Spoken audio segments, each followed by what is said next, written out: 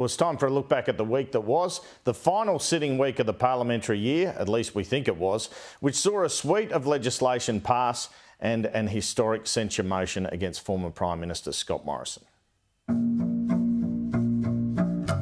I'm sorry that people listened to what we'd said and acted on that and now find themselves in a position they don't want to be in. Well, we have confidence in Dr Lowe and his position as the head of the Reserve Bank. ASIO has lowered the nation's terrorism threat level from probable to possible. This is a really good day for national security in our country. This does not mean the threat is extinguished. The Nationals have declared they'll oppose the Indigenous voice to Parliament. Unfortunately, we've got to a position where we don't believe that this will genuinely close the gap.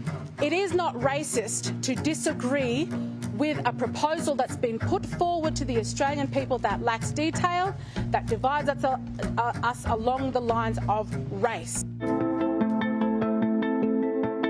I'm determined to give Australians the opportunity to advance reconciliation. Australian people will decide this referendum, not politicians. The Treasury Secretary has backed market intervention, including a cap on gas prices. Just one of a number of mechanisms that a government could consider. Our policy will put downward pressure on energy prices. Let me say very clearly to the federal government, hands off our generators.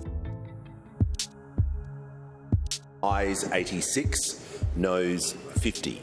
A censure motion like this is as rare as it is grave.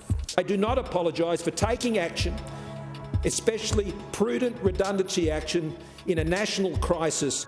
You can't hold a minister to account if you don't know who the minister is. Numbers that have come out today from the Bureau of Statistics showing that inflation has actually slowed down in the month of October. It shows us there are reasons to be carefully optimistic that we are getting near the inflationary peak, but we are not there yet. There's an enormous amount of pain from this level of inflation, whatever it is, whether it's a little higher or a little higher, it's very painful.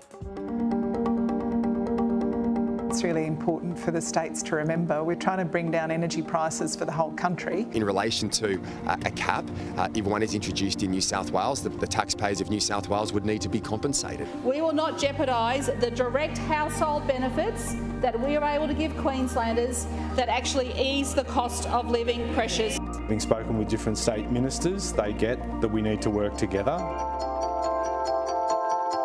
Anthony Albanese has just welcomed his Finnish counterpart to Kirribilli House. I also want to congratulate you on your strong stance in support of the people of Ukraine.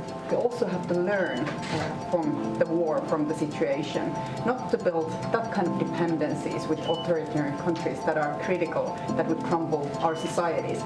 The largest shake-up of Australia's workplace laws in decades has passed on the final day of federal parliament. Today is the day the parliament decided to get wages moving.